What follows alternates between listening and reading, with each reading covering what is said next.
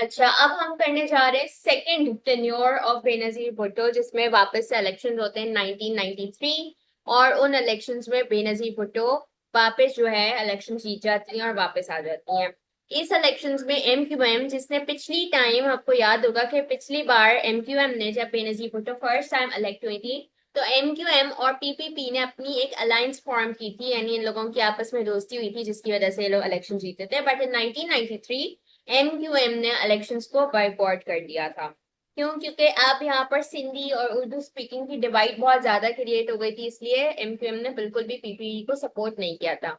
Then in 1993 Farooq Ahmed became the president. So पिछले वाले president आपको पता है कि जियाउल हक, क्योंकि जो है वो उनकी एक ट्रेजिक डेथ हो जाती है, उसके बाद जो है वो एक्टिंग प्रेसिडेंट बन जाते हैं, और उसके बाद काफी ज्यादा वो अपना एक अमेंडमेंट वाला राइट यूज करके बहुत ज्यादा जो है वो गवर्नमेंट को इनस्टेबल करते हैं, और बार बार जो है वो डिसमिस कर रहे थे।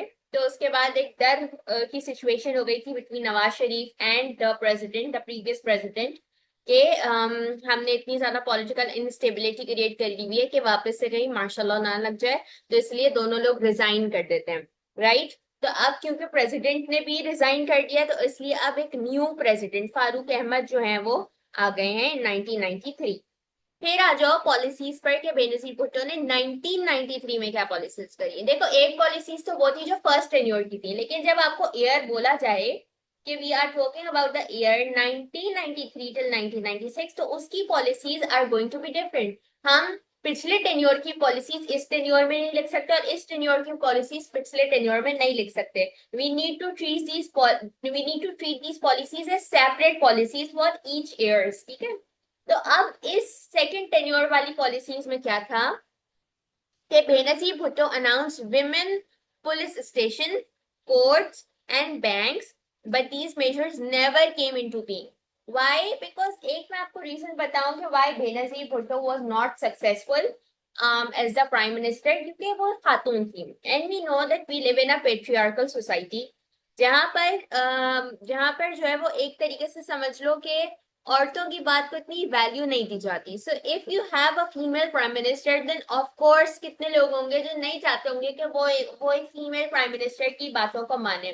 तो वो चाहती तो बहुत कुछ थी, लेकिन वो कुछ नहीं पाया। ठीक है, मतलब फैमिली, वुमेन पुलिस स्टेशन, ये सब उसने चाहा, लेकिन ये सब कुछ नहीं हो पाया। And then on the other hand there was growing opposition from Sharif. So now, अब आपको पता होना चाहिए that there are two groups when we're talking about politics। एक ग्रुप वो होता है, बल्कि मैं यहाँ लिखती हूँ, एक ग्रुप वो होता है जो गवर्नमेंट में होता है, जो कि इलेक्ट हुआ होता है। राइट। एक वो होता है जिसको मेजर वोट्स मिले होते हैं, और वो इलेक्टेड होता है। ठीक है, government is elected one. Right. Vishal, समझ आ रही है ना? और दूसरा होता है opposition. So there are two groups when you talk about politics. One of them is in government, the elected one, and the other one is opposition. यानी वो जो उसको अपोज करते हैं, या वो जो उसके एंटाई होते हैं। सो ऑपोजिशन में अब वापस कौन है? पीएम नून, यानी आईजेआई, Nawaz Sharif. In 1994, Sharif began a train march from Karachi to Peshawar, and huge crowd listened to his speech. He organized many strikes. Bhutto responded by arresting several opposition leaders. So, वही बात है कि एक तो one of the reasons why she was not successful, because she was a woman and we live in a patriarchal society. But of course we are not going to write this reason in our answer script, क्योंकि ये reason जो है वो थोड़ा सा ऐसा reason नहीं है कि लोग उसको एक्सेप्ट करें। Right.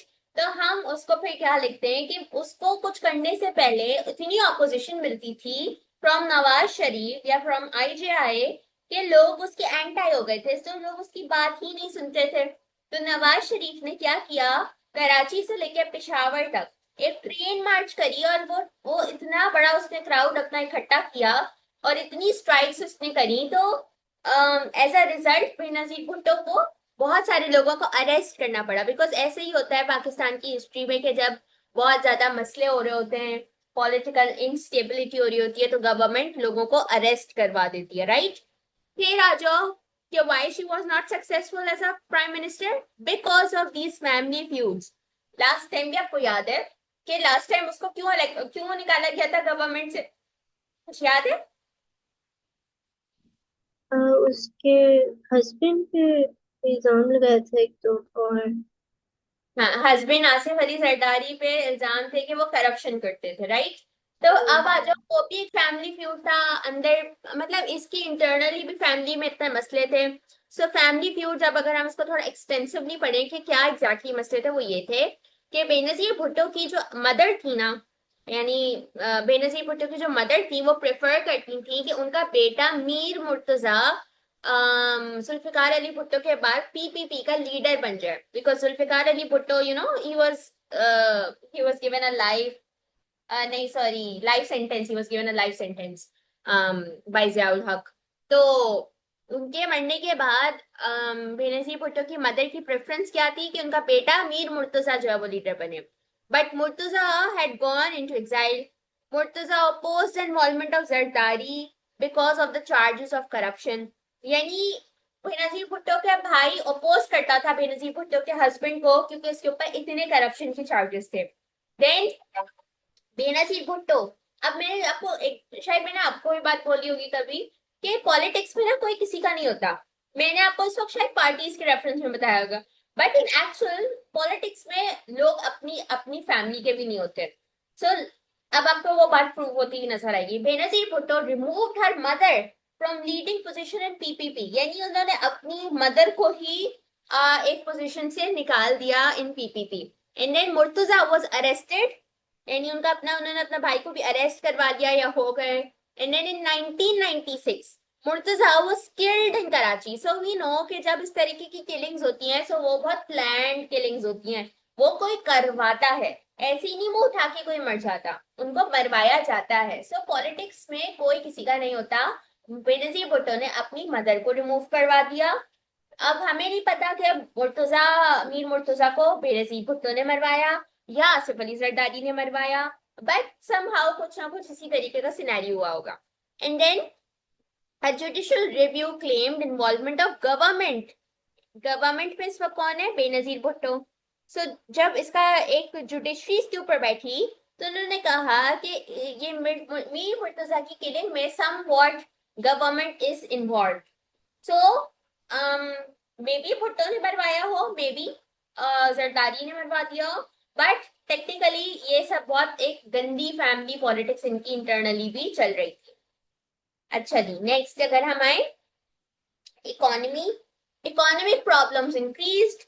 Bhutto took charge of economic policy herself, so she faced direct criticism when there was 30% decrease in the value of rupee. So value of rupee, हमें पता है रुपी हमेशा से एक बहुत ही क्राइसिस में है, मतलब कभी ऐसा नहीं हुआ कि रुपी फ्लरिश कर रहा हो। रुपी हमेशा डी वैल्यू, अब उतना डी वैल्यू हो गया कि डी वैल्यू हो के हम पता नहीं कहाँ आ चुके हैं।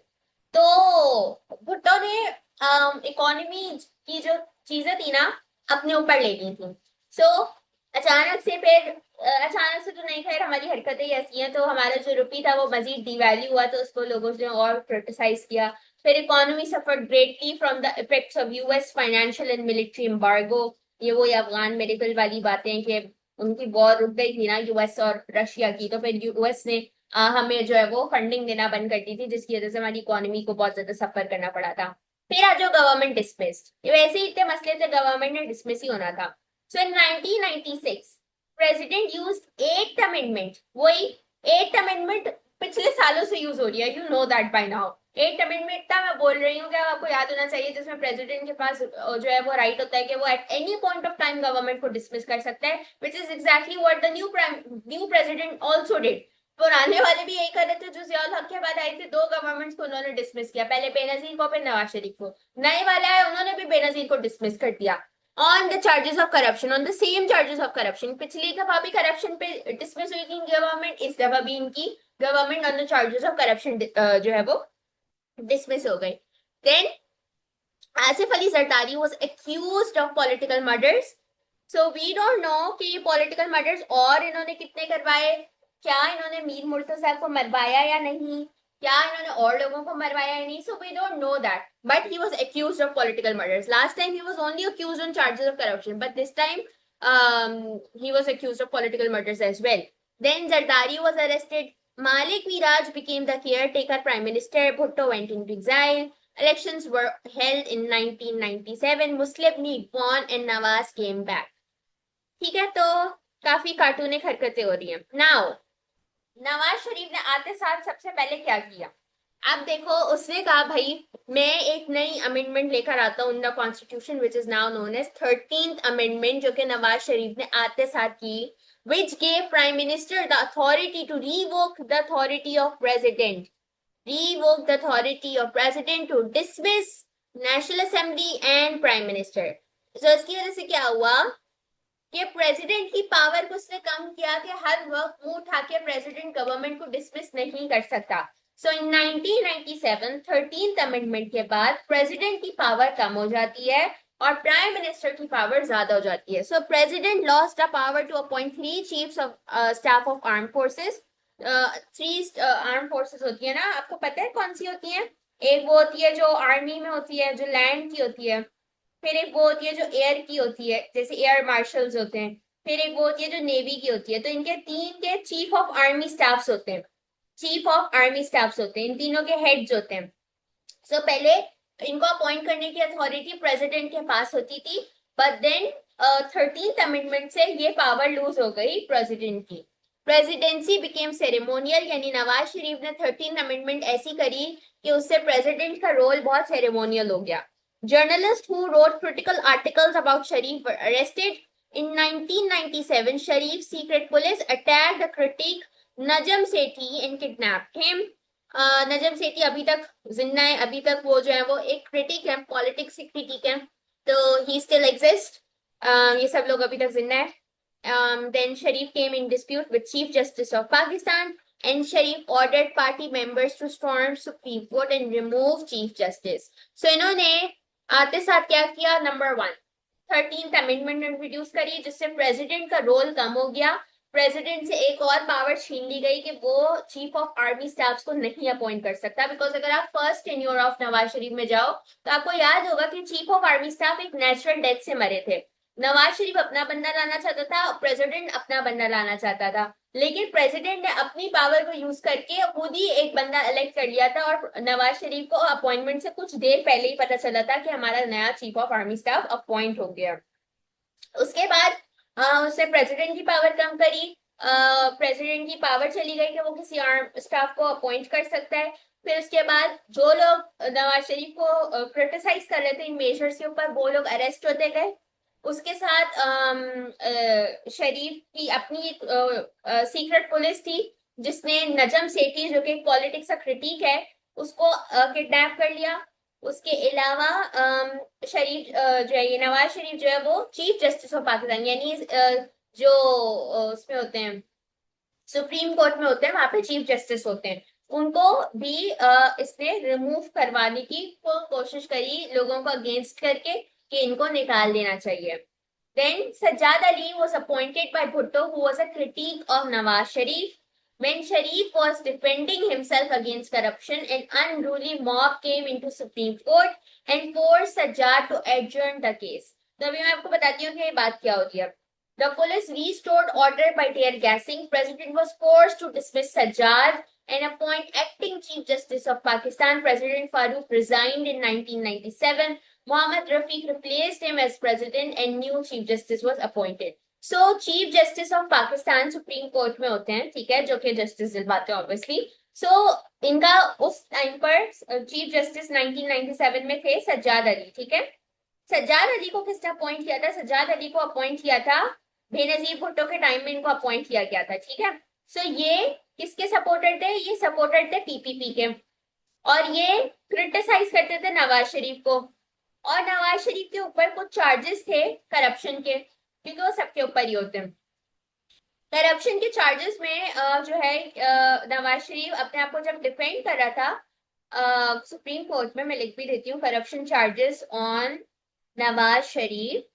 सो जब नवाज शरीफ अपने आप को डिफेंड कर रहा था तो उसने इतना लोगों को इतना अगेंस्ट कर दिया था चीफ जस्टिस के कि पीपल, यानी जो इसके सपोर्टर्स थे, पीपल तो नहीं लिखना चाहिए मुझे, सपोर्टर्स लिख देती हूँ, सपोर्टर्स ऑफ पीएमएल नून, दे बार्ज्ड इन, यानी वो धक्का मारते हुए जैसे अंदर नहीं आ सकते लोग, वैसे सपोर्टर्स ऑफ नवाज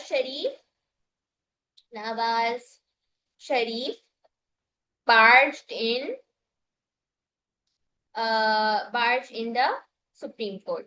और उसकी वजह से क्या हुआ कि सज्जाद अली को रिजाइन करना पड़ा, यानी chief justice of Pakistan was forced to resign due to these people, क्योंकि ये लोग जो है वो नवाज शरीफ के सपोर्टर्स थे। और फिर जो हमारे प्रेसिडेंट थे, जब उनको पता चला कि उनका रोल ही कुछ नहीं रहा, yeah he has now no power, so उन्होंने खुद ही रिजाइन कर दिया और फिर नए प्रेसिडेंट आ गए। उसके अलावा in 1998, Pakistan carried out series of nuclear tests in Balochistan. It brought international criticisms. There were economic sanctions by USA and Japan. Sharif had to raise the price of fuel. Chief of Army Staff Jahangir asked Nawaz to give him position of National Security Council of Pakistan. So Sharif forced him to resign and replace him with General Pervez Musharraf. So अब ये वो थे new chief of army staff, जो कि ultimately इनकी वजह से ये फिर मार्शल लॉ लगा देते हैं और फिर बाद में 2000 ऑनवर्ड्स पे ये रूल करते हैं पाकिस्तान के ऊपर। सो न्यूक्लियर टेस्टिंग जो है वो सीक्रेटली पाकिस्तान में चल रही थी, क्योंकि अगर बहुत अलग ऐलान चलती तो हमें न्यूक्लियर पावर नहीं बनने दिया जाता, हमारे ऊपर बहुत ज्यादा सैंक्शंस लग जाती। लेकिन जब हमने पूरा अपना न्यूक्लियर टेस्टिंग कर ली और जब उसके टेस्ट होने लगे बलोचिस्तान में, तो फिर उसकी वजह से जब टेस्ट हुए तो वो जो है वो इंटरनेशनल क्रिटिसिज्म हुआ उसके ऊपर, क्योंकि कोई भी नहीं चाहता कि मुस्लिम ब्लॉक में न्यूक्लियर पावर आ जाए, बिकॉज उनको लगता है कि फिर हम जिहाद करेंगे और सबको मार देंगे। इस वजह से जब इन लोगों ने अपनी न्यूक्लियर टेस्टिंग करी पाकिस्तान ने, तो इनके ऊपर इकोनॉमिक सैंक्शंस लगी। उसकी वजह से क्या होता है कि यहाँ पे फ्यूल प्राइस बढ़ गई, और फ्यूल प्राइस जब बढ़ी तो ऑब्वियसली महंगाई आपकी बढ़ जाती है। और फिर जो चीफ ऑफ आर्मी स्टाफ थे उन्होंने जब कहा कि आप मुझे national security council of Pakistan में पोजीशन दे दें, तो नवाज शरीफ ने उनको फोर्स करा कि वो रिजाइन कर दें और उनको रिप्लेस कर दिया with new chief of army staff general Pervez Musharraf. फिर आ जाओ end of Nawaz, Kargil conflict created difficulties for Nawaz. Nawaz denied involvement of his forces, but later it was found that they were involved. Sharif lost the support of army. There were opposition rallies. Sharif feared that General Musharraf will replace him.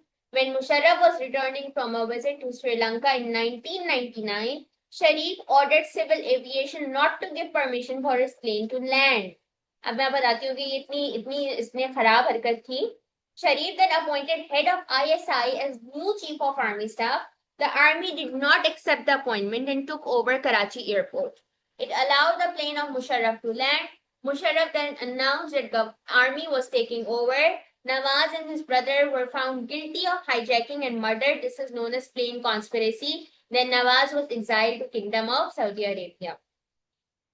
अच्छा जी, अब यहाँ से जब इनको बाहर निकाल दिया गया यहाँ वाले पार्ट तक, then Musharraf became the president of Pakistan. तो हुआ क्या, कारगिल कॉन्फ्लिक्ट जो है ना वो हम लेटर ऑन करेंगे जब हम पाकिस्तान और इंडिया के रिलेशंस करेंगे। सो एट दिस पॉइंट सिर्फ कारगिल को इतना उसके नाम से ही समझ लो कि कारगिल का एक कॉन्फ्लिक्ट हुआ था, जिसको मैं बाद में एक्सप्लेन करूंगी बिकॉज ये बहुत लंबा है।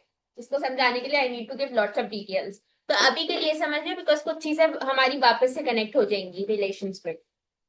सो कारगिल कॉन्फ्लिक्ट हुआ था इंडिया पाकिस्तान के बीच में, जिसमें नवाज शरीफ ने कहा था कि मेरी फोर्सेस यानी पाकिस्तान की forces are not involve in this. लेकिन फिर लेटर ऑन ये पता चला कि पाकिस्तान की forces were also involve in Kargil. Kargil जो है वो इंडिया पाकिस्तान के बीच का मसला था। तो शरीफ जो है नवाज शरीफ को उसकी वजह से क्या हुआ कि आर्मी की सपोर्ट नहीं मिली, और फिर अपोजिशन रैलीज होने लगी। और फिर जब ऑपोजिशन रैलीज बहुत बढ़ जाती हैं और स्ट्राइक्स बहुत ज्यादा होने लगती हैं, तो एक डर होता है कि आर्मी टेक ओवर कर लेगी। शरीफ को भी, नवाज शरीफ को भी ये लगा कि जनरल मुशर्रफ जो है वो उसको रिप्लेस कर लेगा। तो जनरल मुशर्रफ उस टाइम पे श्रीलंका गया हुआ था 1999, और नवाज शरीफ ने क्या किया कि सिविल एविएशन को ऑर्डर दिया कि उसका प्लेन वापस पाकिस्तान में लैंड नहीं होना चाहिए, कहीं और लैंड करवा दो। और ये जो है ना बहुत स्ट्रिक्ट इसकी जो है वो इंटरनेशनल अफेयर्स में ये बहुत खराब चीज होती है कि आपका अगर प्लेन बेसिकली एक तरीके से आपने प्लेन को हाईजैक कर लिया, that you are not giving the space to land. तो इसमें क्या हुआ था, यानी होता ही है कि अगर वो प्लेन जहां से उड़ा है और वो अपनी डेस्टिनेशन पे नहीं पहुंचता और वो कहीं और लैंड कर जाता है, तो अगर वो फॉर एग्जाम्पल वो प्लेन उड़ा, मैं अगर ये आपको बनाकर दिखाऊं, अगर ये श्रीलंका है और ये पाकिस्तान है और यहाँ से वो प्लेन उड़ता है और वो प्लेन जो है वो लैंड कर जाता है इन इंडिया।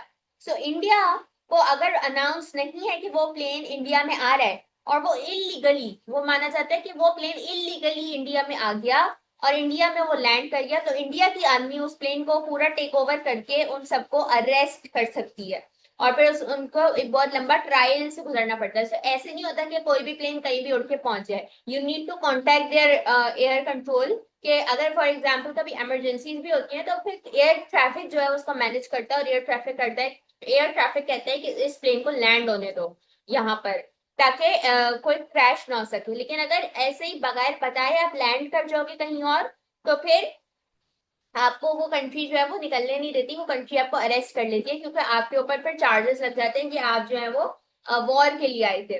तो इस तरीके की चीज होती है। तो नवाज शरीफ ने उस प्लेन को डाइवर्ट कर दिया, लेकिन और पीछे से क्या किया, नया head of ISI, sorry head of ISI को नया चीफ ऑफ आर्मी स्टाफ बना दिया। सो वो आर्मी ने इस ऑर्डर को एक्सेप्ट नहीं करा कि हमें नया चीफ ऑफ आर्मी स्टाफ मिल रहा है। तो आर्मी ने फिर पूरा कंट्रोल ले लिया all of a sudden and Karachi airport पे।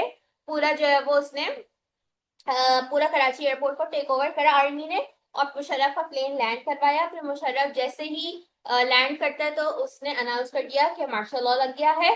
नवाज शरीफ और उसका जो भाई था Shahbaz Sharif, who is the current prime minister of Pakistan, they were found guilty, क्योंकि उन लोगों ने इस तरीके से प्लेन को हाईजैक करने की कोशिश करी इलीगली, और फिर उनको पाकिस्तान से निकाल दिया गया था। मीनवाइल बेनजीर भुट्टो भी पाकिस्तान से निकल चुकी थी पिछले इलेक्शंस में, और अब नवाज शरीफ को भी निकाल दिया गया था पाकिस्तान से। और फिर मुशर्रफ जो टेक ओवर कर लेता है, और उसके बाद की history is not a part of your syllabus. तो हमारे सिलेबस में 1999 तक का कंटेंट था जो कि हमने कवर कर लिया है यहाँ तक। तो टेक्निकली हमारा सिलेबस यहाँ खत्म हो जाना चाहिए था, लेकिन हमारे पास एक चैप्टर और बचता है इसके बाद, विच आर द रिलेशंस, कि पाकिस्तान के मल्टीपल कंट्रीज के साथ कैसे रिलेशंस थे। हम इंडिया करेंगे, यूके करेंगे, यूएसए करेंगे, बहुत सारी कंट्रीज हैं। तो वो मैं आपको एक स्टोरी बना के करवाऊंगी, ताकि आपको जो है वो बोरिंग ना लगे। और इसमें से काफी चीजें तो हैं ऐसी हैं जो इंडिया पाकिस्तान की हम ऑलरेडी पढ़ के भी आ चुके हैं, सो इसलिए वो इतना मुश्किल नहीं होगा। लेकिन ऑब्वियसली पढ़ना तो है, तो वो अच्छे से कर लेंगे ये इंशाल्लाह। मैं आपको आई थिंक रिलेशंस हमारी कौन सी क्लास में, मुझे याद ही नहीं आ रहा। रिलेशंस, फोर नहीं, हाँ फोर में होना। हाँ रिलेशन हमारी फोर्थ क्लास में, तो वो जो है ना फिर हम उसी में करेंगे फोर्थ क्लास में। तो क्लास वन की हमने चीजें कर ली हैं। मुझे प्रूफ क्यों नहीं मिलता आपका? अभी ये बताओ, ये समझ आया है? जी। ठीक है। अच्छा, अब एक ऑप्शन ये है कि अभी मैं क्लास एंड कर दूं, और एक ऑप्शन ये है कि हम थोड़ा सा रिविजन स्टार्ट कर लें। तो आप बताओ क्या करना है, जो आप कहती हैं हम वो कर लेते हैं। मैं तो क्लास एंड करने की कहूंगी। आपने करवानी है रिवीजन तो करवा लें। नहीं, चलो फिर हम रिविजन जो है वो अपनी नेक्स्ट क्लास में करेंगे, ठीक है? सही। रिविजन ऑफ और जियाउल हक नवाज शरीफ। हम्म। मुझे पूछना था, आप थर्सडे की क्लास इस तरह हो सकता है मॉर्निंग टाइम रख लें, या हम्म, आई डोंट थिंक रात को मैं फ्री होंगी। मैथ्स अम, का भी। मैं कल ले सकती हूँ एट 7 PM। बताओ अगर आप फ्री हो 7। कल, कल का तो सही है, कल तो मैं फ्री हूँ। तो फिर मैं कल 7 PM पे अपनी क्लास ले लेगी, मतलब मेरे 7 PM पाकिस्तान टाइम सही पर। है, ओके। सही है। ठीक है, मैं कर लेते हैं फिर इंशाल्लाह। Okay, take care. अल्लाह हाफिज। अल्लाह हाफिज।